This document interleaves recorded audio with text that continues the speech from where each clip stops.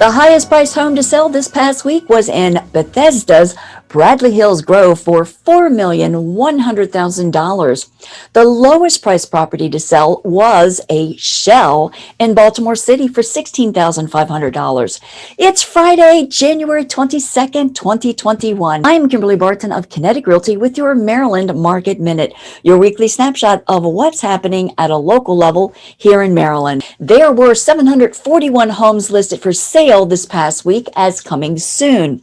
1,082 are newly active. 666 homes went under contract in 10 median days. 1,246 are temporarily off the market. 1,158 moved to pending. 1,212 homes settled last week at a median sales price of $319,900 in 10 days. There are 1,648 homes for rent in Maryland at an average of $2,182 per month.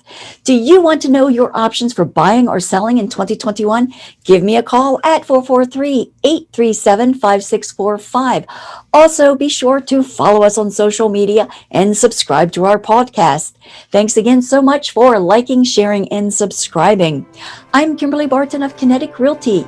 Have a super weekend, and I'll see you next Friday.